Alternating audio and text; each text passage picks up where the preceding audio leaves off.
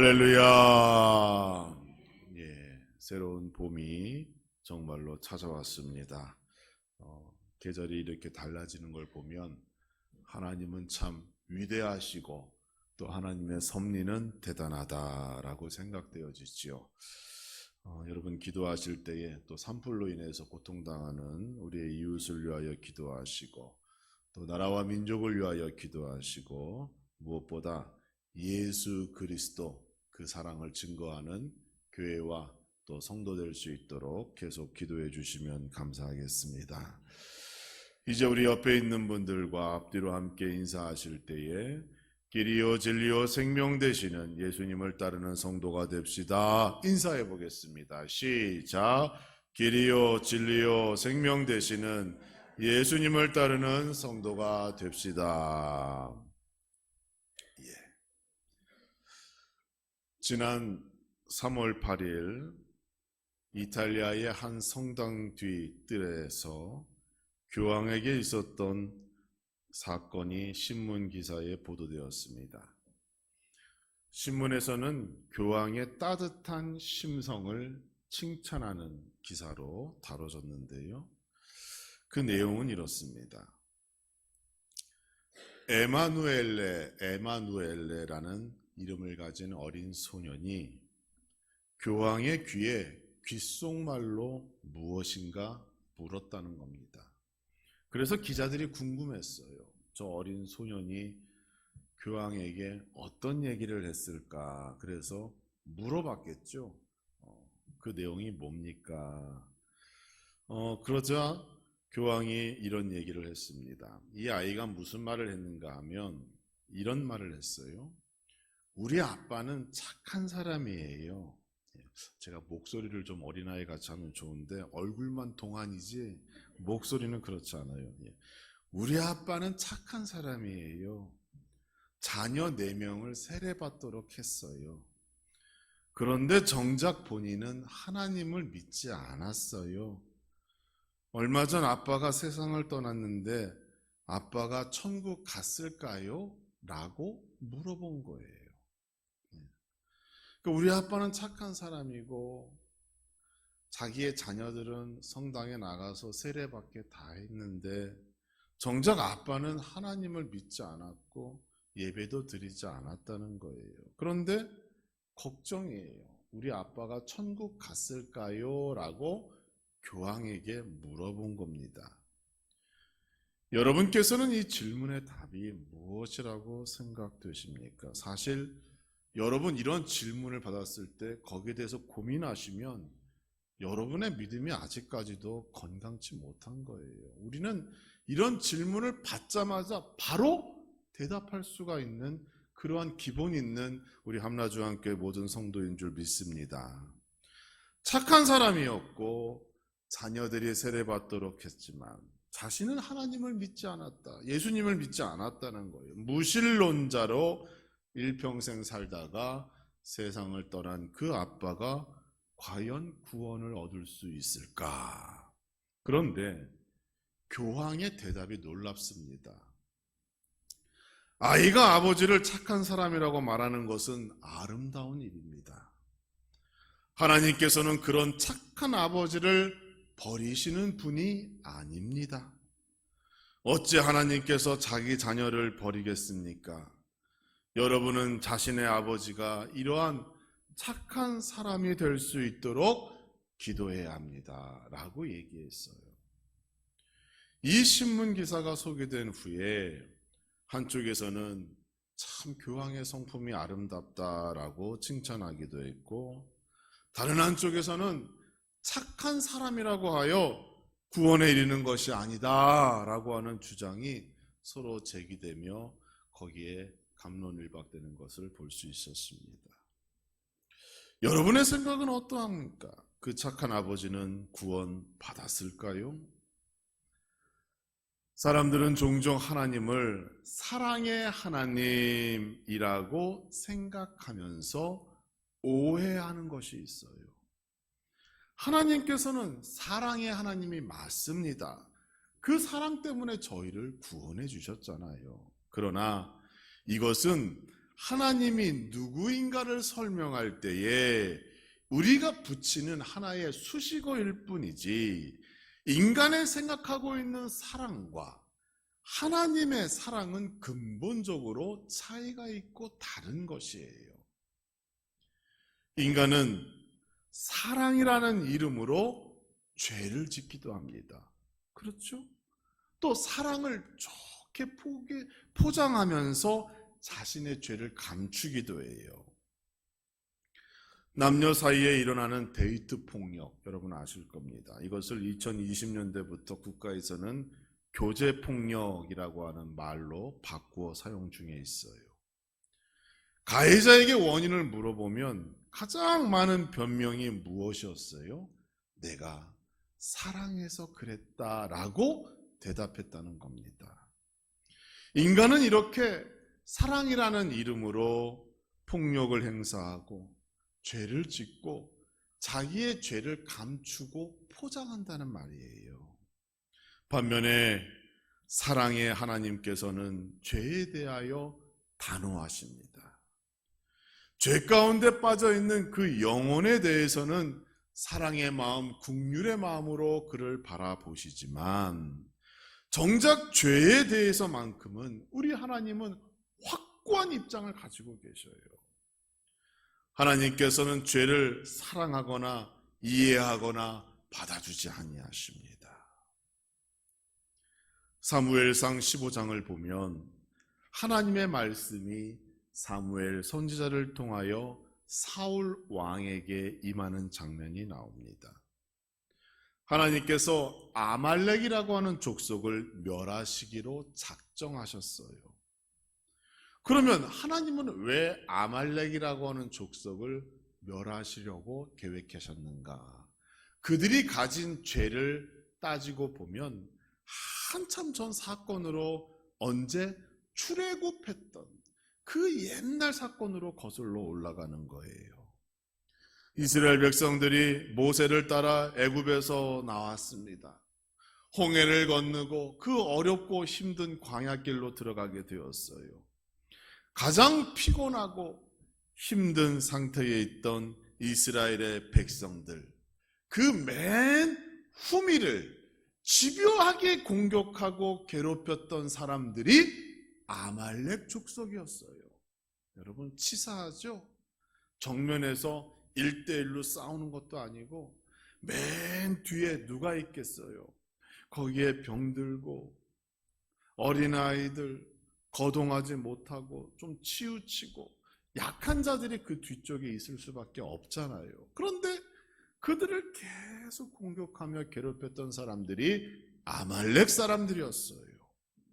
하나님께서는 이 사건을 기억하고 계십니다. 그래서 어느 하나님의 시간이 되자 사울을 통하여 그때 저질렀던 그들의 죄를 완전히 벌하고자 계획하셨던 거예요. 그래서 그때의 말씀을 보면 사무엘상 15장 3절의 말씀인데, 지금 가서 아말렉을 쳐서 그들의 모든 소유를 남기지 말고 진멸하되 남녀와 소아와 젖먹는 아이와 우양과 낙타와 나귀를 죽이라 하셨나니, 이렇게 되어 있어요. 누구의 죄 때문에? 자기 조상의 죄 때문에 그들이 하나님의 심판을 받게 되었다는 겁니다. 하나님께서는 인간의 죄를 그냥 내버려 두시는 분이 아니에요. 수백 년, 수십 년의 시간이 지나도 하나님께서는 반드시 그 죄의 책임을 물으십니다. 이것이 하나님에 대한 죄에 대한 입장이고 이것이 죄에 대한 성경의 진리예요. 사랑의 하나님을 운운하기에 앞서 우리는 진리의 하나님, 성경에서 말씀하는 진리가 무엇인지 바르게 알고 믿을 필요가 있다는 겁니다. 하나님께서는 우리에게 변하지 않는 진리를 선언하셨습니다. 그래서 기독교는 변하지 않는 진리를 품고 있는 종교입니다. 우리는 이 진리를 수호해야 할 책임이 있고 사명이 있는 거예요. 그래서 우리는 하나님의 자녀일 뿐 아니라 하나님의 좋은 군사이기도 합니다. 성경이 말하고 있는 진리란 무엇인가요? 가장 먼저는 창조의 진리가 있지요. 이 진리는 세상 만물은 하나님께서 창조하셨고 그 창조된 세상은 하나님의 주권에 의하여 운영되고 있다라는 것을 믿는 진리예요. 이 진리는 변하지 않습니다. 아무리 과학이 발달하고 문명이 발달한다 할지라도 그것은 하나님의 창조 진리 안에서 이루어지는 것이고, 여러분, 해 아래 새로운 것을 우리 인간이 창조할 수가 없습니다. 다 하나님의 것이고 이미 하나님께서 만드신 것 안에서 이루어지는 일이에요. 그게 창조 진리 첫 번째죠. 두 번째는 천국의 진리가 있습니다.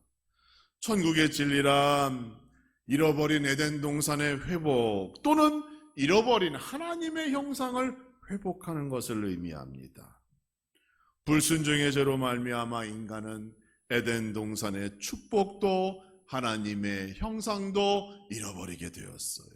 그러나 우리에게 주신 예수 그리스도를 믿으면 그 잃어버린 것들을 다시 회복하는 그러한 은혜와 사랑을 우리가 받게 되는 겁니다.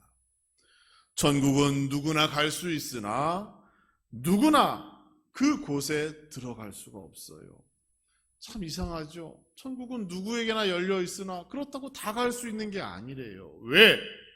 예수 그리스도를 믿고 살아있는 동안 예수 그리스도의 복음과 하나님의 말씀에 따라 그렇게 살아간 자들만이 들어가는 곳이 천국인 겁니다. 그게 천국의 진리인 거예요. 착한 일을 많이 하면 천국 갈 수 있어요? 그렇지 않습니다.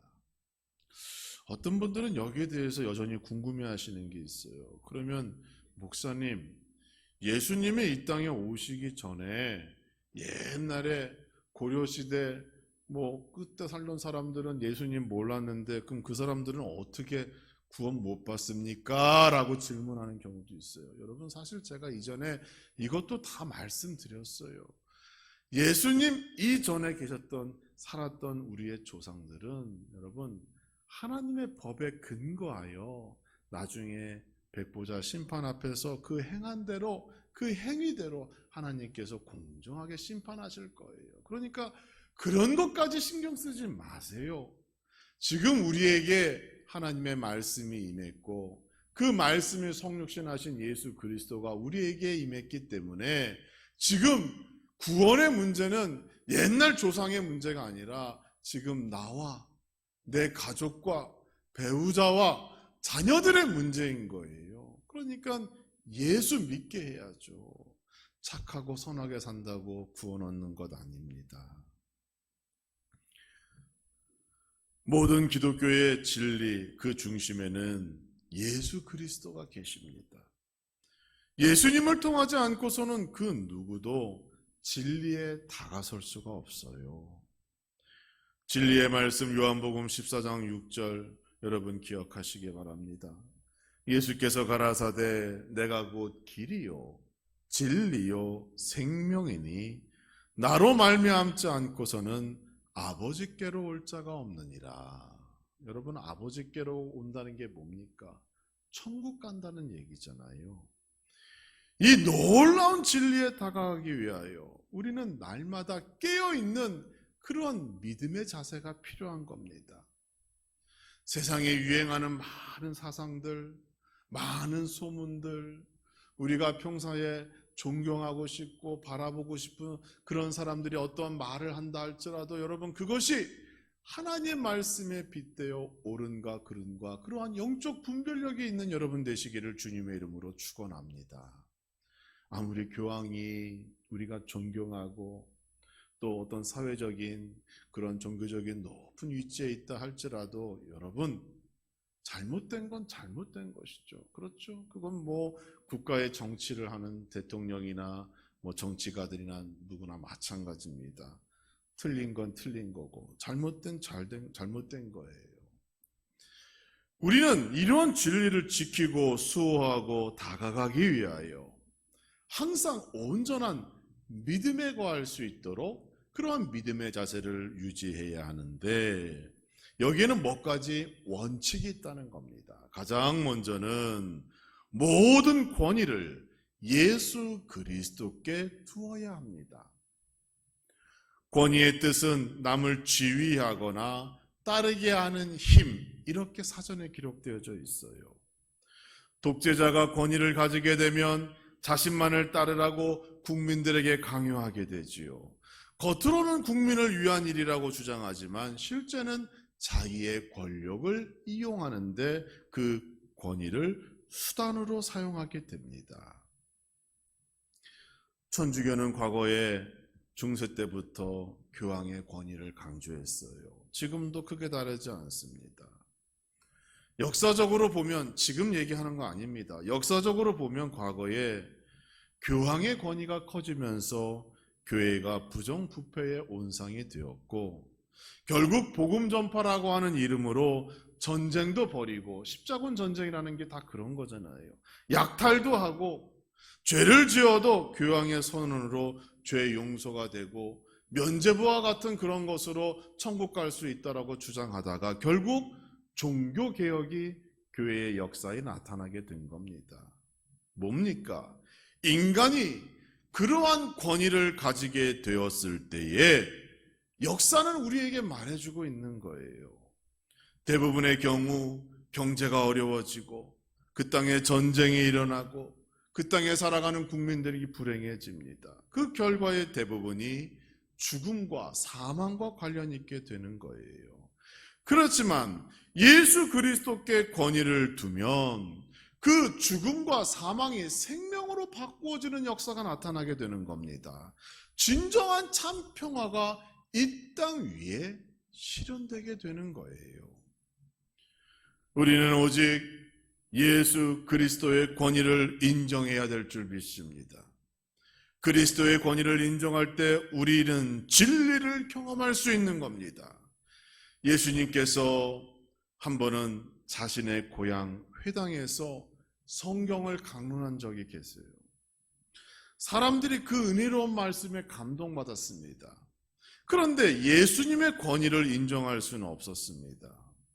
예수님께서는 그 동네 사람 요셉의 아들이었다는 것을 그 사람들이 알았기 때문에 예수님의 말씀이 은혜로운 건 맞지만 예수님의 권위를, 하나님의 아들로서의 권위를 인정해 주지 않았어요. 유대인들은 평생을 메시아를 사모하며 살아왔지만 지금 눈앞에 있는 메시아를 보지 못했다는 겁니다. 진리가 눈앞에 있었으나 그들은 요셉의 아들 예수만을 바라볼 뿐입니다. 사람들이 예수님의 권위를 인정하지 않았어요. 오히려 사람들은 예수님을 산 위 낭떠러지로 데려가 죽이려고 했어요. 이 사건이 누가복음 4장 16절에 나타나 있습니다. 나중에 한번 찾아보셔요. 요한복음 8장 45절에서 예수님이 뭐라 말씀하시는가 하면 내가 진리를 말하므로 너희가 나를 믿지 아니하는도다 라고 말씀하셔요. 오늘도 마찬가지입니다. 동일한 현상이 일어납니다. 예수 그리스도께서 진리로 이 땅에 오셨으나 많은 사람들이 예수 그리스도를 믿지 아니하는 거예요. 권위를 어디에 두는가에 따라 삶의 태도가 달라집니다. 사람들은 사람에게 권위를 두었을 때 진리를 말씀하시는 예수님을 보지 못했습니다. 예수님 안에서 권위를 찾으려고 해도 예수님을 바라보지 못하는 거예요. 그들이 본 것은 요셉의 아들, 그저 예수일 뿐이에요. 예수님의 말씀은 진리의 말씀입니다. 예수 그리스도께서 진리가 되기 때문입니다. 진리 되시는 예수님의 권위를 인정하고 그분의 말씀 앞에 순종하는 삶을 살아가면 나도 달라지고 우리의 가정과 교회도 이 사회와 나라와 민족도 달라지는 역사가 나타나게 될 줄 믿습니다. 우리는 사람이 아닌 예수 그리스도께 권위를 두고 그분에게만 머리 숙여 순종하는 그러한 성도가 되어야 합니다. 또 우리의 마음을 진리의 성령님으로 채워야 합니다. 천국은 착한 사람 가는 곳이 아니에요. 천국은 예수 믿는 사람이 가는 곳입니다. 천국이 예수 믿는 사람이 가는 곳이라면 우리는 새로운 질문을 또 만나게 되지요. 예수님을 믿는 고백은 한 번이면 됩니까? 아니면 매일매일 고백해야 합니까? 이러한 궁금증이 생겨납니다. 마귀에서 하나님의 자녀가 되어지는 것, 옛사람에서 새 사람으로 변화되는 것, 이 땅 위의 거처에서 하늘의 거처로 옮겨지는 것, 중생 거듭나는 것, 이러한 놀라운 사건은 내 자신이 죄인인 줄을 고백하고 예수 그리스도를 나의 구주로 고백하며 믿는 순간 일어나는 사건입니다. 구원의 역사는 단 한 번 일어나면 돼요. 그러니까 계속 그것 때문에 두려워하거나 걱정하지 않으셔도 돼요. 여러분께서 예수님을 나의 구주로 고백하셨다면 이미 여러분은 구원받은 자들인 줄 믿으시기 바랍니다. 골고다 언덕에서 예수님 우편에 매달려 있던 강도가 구원받았습니다. 그의 평생의 수고로 구원받은 것이 아니라 그가 죽는 그 순간에 예수님을 하나님의 아들로 고백했기 때문에 주님께서 그가 낙원에 있을 것이라고 선언해 주신 거예요.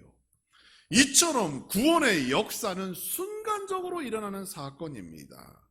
그러나 한번 하나님의 자녀가 되면 그 순간부터 앞으로 살아야 할 삶의 태도가 달라져야 할 책임과 의무가 우리에게 주어져야 한다는 사실도 기억하시기 바랍니다.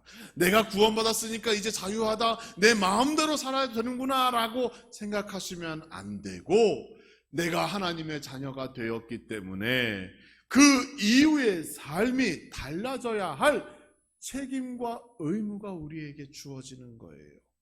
그러니까 사실은 더 힘들고 어려운 그러한 고난의 시간이 우리에게 눈앞에 준비되어져 있는지도 모르겠습니다.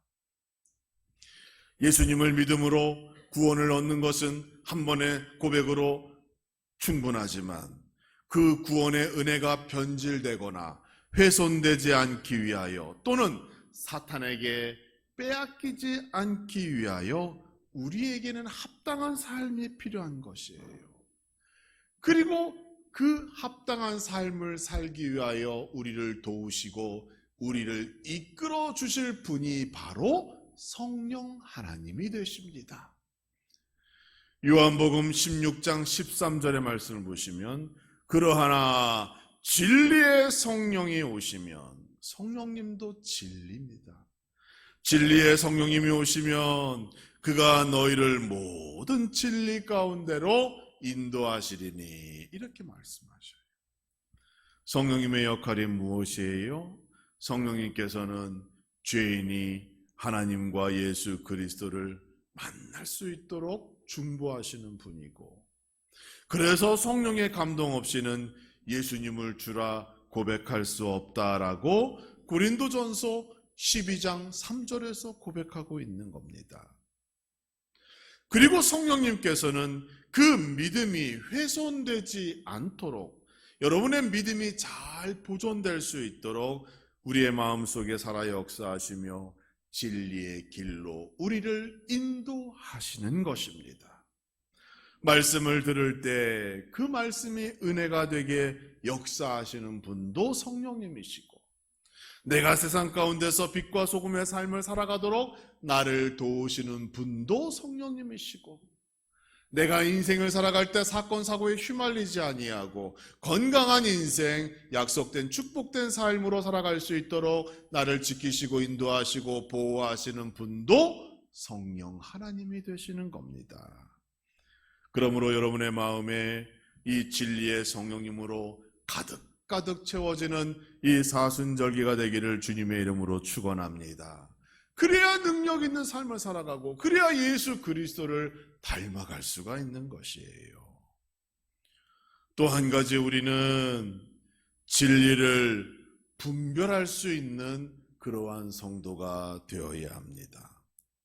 예수 그리스도의 권위를 인정하고 자신의 마음을 성령으로 채우면 그때부터 내 안에 성결의 역사가 나타나게 되는 거예요. 성결의 역사는 진리를 분별하는 것으로부터 시작됩니다. 진리를 분별한다는 것은 말씀대로 살아가며 자신의 삶 속에서 말씀을 적용하고 무엇이 옳은 것인지, 무엇이 그른 것인지, 무엇이 하나님의 뜻인지 그것을 분별하며 산다는 것을 의미합니다. 요한복음 18장 38절의 말씀을 보면 빌라도가 이르되 진리가 무엇이냐 하더라. 이 말을 듣고 이 말을 하고 유대인들에게 나가서 이르되 나는 그에게서 아무 죄도 찾지 못하였노라 이렇게 말합니다. 빌라도 앞에 유대인들 앞에 진리의 예수님이 계셨다는 거예요. 그런데 그들은 진리를 보지 못했습니다. 진리를 분별하지 못했어요. 그러니까 그들이 누구를 놓아주라고 외쳐요? 강도 바라바라고 하는 강도를 풀어주라고 외치고 있는 겁니다. 무엇이 선과 악인지, 무엇이 진리이고 비진리인지 구별하는 영적 분별력이 그들에게 없었다는 겁니다. 우리는 사순절 기간 동안 혹시 나도 이와 같이 주님을 알아보지 못하며 살아가는 것은 아닌지 진지하게 고민해 봐야 합니다. 내가 이름만으로 예수 그리스도를 알고 있는 것인지 정말로 나에게 임한 인격적으로 내가 만난 예수님, 그 예수님을 내가 알고 믿고 있는 것인지 고민해 보셔야 합니다. 복음의 진리는 항상 우리에게 희생을 요구합니다. 예수님을 믿으면 핍박과 박해는 필수적입니다. 이것을 거부하면 그때부터 진리는 내가 듣기에 좋은 말로 변질되게 됩니다. 예수님 믿으면 교회 나오면 성공하고 소원이 이루어지고 병이 고쳐지고 교회 안에서 우리끼리 잘 사는 것이라면 여러분 그것 잘못된 것이에요. 그건 진리가 아닙니다. 그것은 교회와 성도를 무능력하게 만들어가는 사탄의 생각이고 방법일 뿐입니다. 사랑하는 성도 여러분, 진리를 분별하는 성도가 되기를 주님의 이름으로 축원합니다. 우리의 자신을 만족해 하는 것이 복음이 아니라 이 복음을 통하여 우리가 변화됨으로 예수 그리스도와 하나님을 기쁘게 하는 것이 복음의 내용인 겁니다. 사순절을 보내며 내가 예수 그리스도를 닮고 그 십자가의 길을 걷겠노라 라고 다짐하는 순간부터 내 앞에는 어려움과 고난과 외로움의 시간들이 준비되어져 있음을 여러분 기억하셔야 합니다. 자꾸 그것을 피하고 외면하고 교회 나오면 성공하고 교회 나오면 부자가 된다는 그러한 마음 속에 우리의 믿음이 그리고 우리의 능력이 점점 떨어져 가게 되는 거예요. 예수님께서 말씀하신 복음의 진리 결코 변함이 없이 우리의 마음이나 귀를 즐겁게 하는 복음이 아니라 죽은 영혼을 살리고 영원한 생명을 약속해 주시는 예수 그리스도의 변하지 않는 복음의 진리로 한 발짝 더 나아가시는 이 사순절기 되어지기를 주님의 이름으로 축복합니다.